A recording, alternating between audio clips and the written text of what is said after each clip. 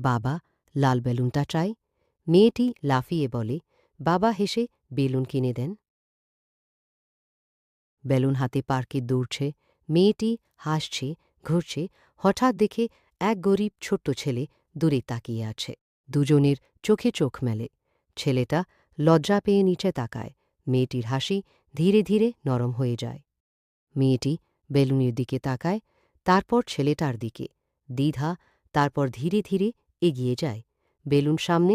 ছেলেটা অবাক, বিশ্বাসই করতে পারে না। কাঁপা হাতে বেলুন নেয়। মুখে ফুটে ওঠে পৃথিবীর সবচেয়ে সুন্দর হাসি। দুজনে হাসছে। হালকা বাতাস আসে, বেলুনটা ছেলেটার হাত থেকে ছুটে আকাশে উড়ে যায়। দুজনে তাকিয়ে থাকে। বাবা আরও 2 বেলুন কিনে দেন, একটা মেয়ের হাতে, একটা ছেলেটার হাতে।